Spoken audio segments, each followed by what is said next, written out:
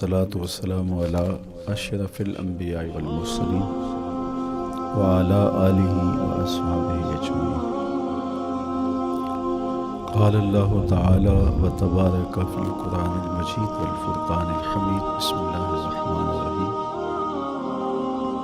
لا أقسم بهذا البلد وأنت حل بهذا البلد ووالد وما ولد لقد خلقنا الإنسان في كبد. صدق اللہ مولانا العظیم وصدق رسولہ النبی الکریم الرؤوف الرحیم. اللہم نور قلوبنا بالقرآن وزین اخلاقنا بالقرآن وادخلنا الجنة بالقرآن ونجنا من النار بالقرآن. قال اللہ تعالی وتبارک فی شان حبیبہ مخبرا وآمرا ان اللہ وملائکتہ یصلون علی یا ایھا الذین آمنوا صلوا علیہ وسلموا تسلیما. اللہم صل علی سیدنا و مولانا محمد معدن الجود والکرم صلاۃ و سلاما علیک یا سیدی یا رسول اللہ. میں نے آپ کے سامنے قرآن مجید کے جو کلمات تلاوت کیے ان میں اسی حقیقت کو بیان کیا گیا. لا اقسم بہذا البلد، آغاز ہوا شہر مکہ کی قسم سے. قسم ہے مجھے اس شہر کی، پھر وجہ قسم بھی بیان کی.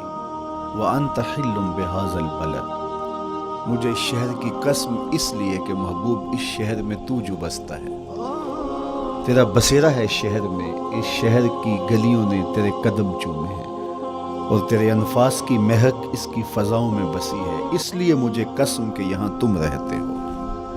اللہ اکبر. علماء کے مابین اس بات پر اختلاف ہے کہ مکۃ المکرمہ افضل ہے یا مدینہ النبی صلی اللہ علیہ وآلہ وسلم افضل ہے. ایک علمی اختلاف ہے. بعض نے کہا مکۃ المکرمہ افضل ہے، دلائل دیے، بڑا وزن ہے دلائل میں. بعض نے کہا مدینہ الرسول صلی اللہ علیہ وآلہ وسلم افضل ہے، دلائل دیے، بڑا زور ہے دلائل میں.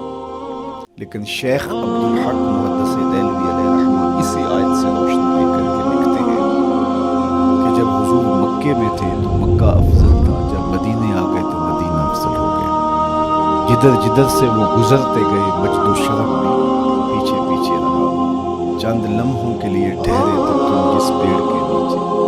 مشہور وحدی کا لہجہ دیکھیے کتنا دلاویز ہے. چند لمحوں کے لیے ٹھہرے تھے تم جس پیڑ کے نیچے، سنا ہے آج تک اس پیڑ کا سایہ مہکتا ہے. تو مکے میں ہیں تو مکہ افضل، مدینے میں ہیں تو مدینہ افضل. تو شرف ان کے وجود مسعود سے ہے. وہ جدھر جدھر سے گزرتے جائیں گے وہاں ہی نور پھیلتا چلا جائے گا. اور پیر نصیر الدین علیہ رحمہ کا لہجہ یہاں کتنا خوبصورت دکھائی دیتا ہے.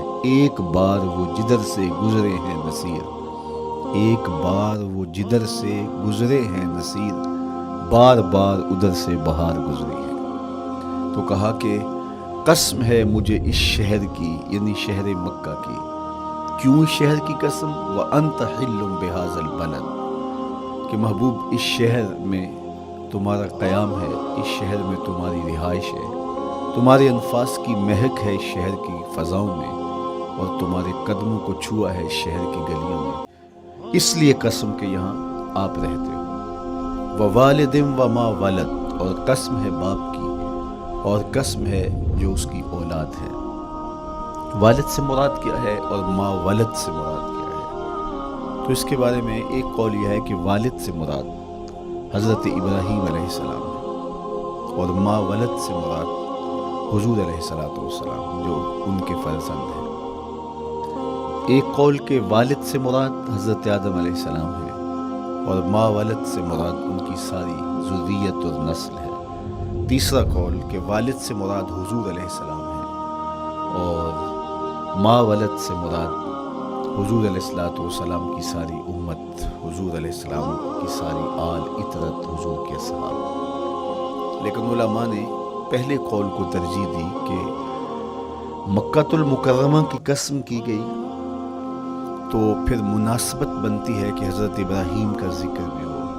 تو اس لیے والد سے مراد حضرت ابراہیم ہے اور ما ولد سے مراد حضور علیہ الصلوۃ والسلام کی ذات ستودہ صفات ہے۔ تو تین چیزیں ہوئیں جن کی قسم کی گئی۔ سب سے پہلے شہر مکہ کی قسم کی گئی، پھر حضرت ابراہیم علیہ السلام کی قسم کی گئی، اس کے بعد حضور علیہ الصلوۃ والسلام کے مبارک وجود کی قسم کی گئی۔ تین قسمیں کر کے کہا کیا گیا، چونکہ جو خالی ذہن شخص ہو، جب اس کو کوئی بات بیان کی جائے تو قسم سے آغاز نہیں کیا جاتا۔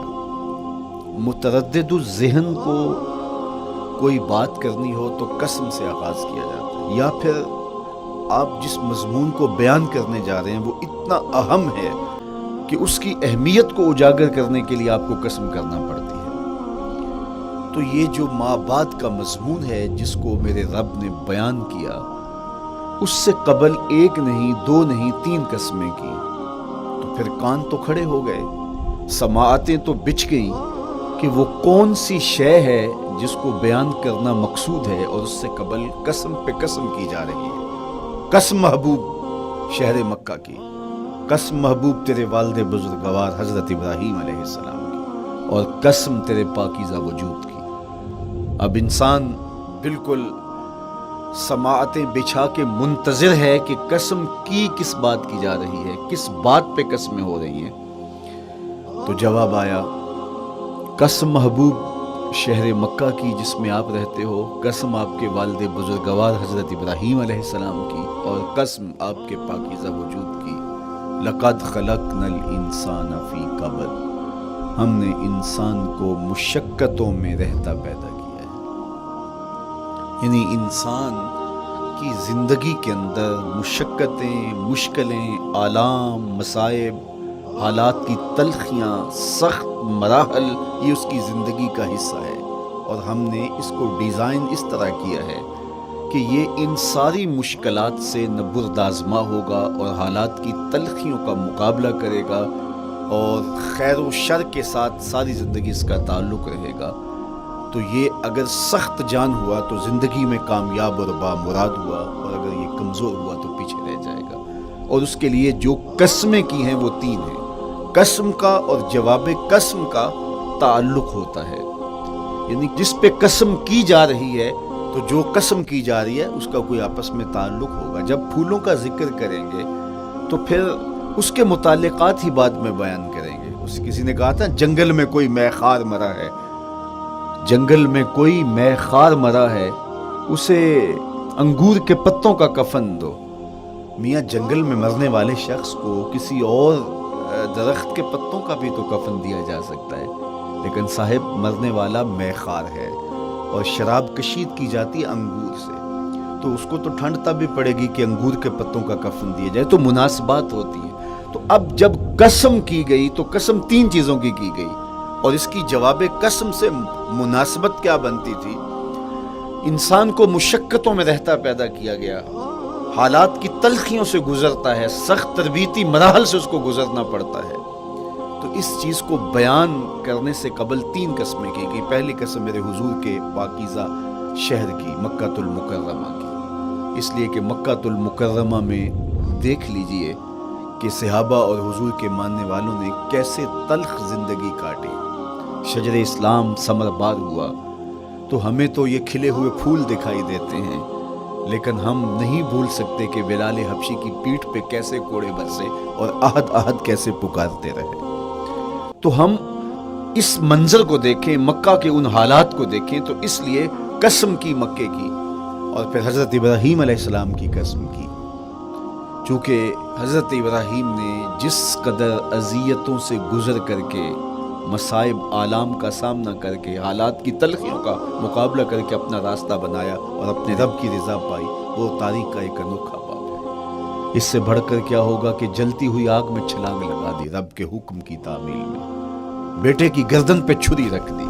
یہ تماشا لب بام نہیں تھا، منا کی وادی میں وہ انوکھا واقعہ رقم ہوا کہ آج بھی تاریخ انگشت بدندہ ہے کیا ایک باپ، اور وہ اس بیٹے کو ذبح کرنے کے لیے آمادہ ہو گیا جو اس کی آنکھوں کا نور ہے اور دل کا قرار ہے، رب سے مانگ مانگ کے لیا، لیکن تعمیل ارشاد میں اس بیٹے کی گردن پہ چھری رکھنے کے لیے باپ تیار ہو جائے۔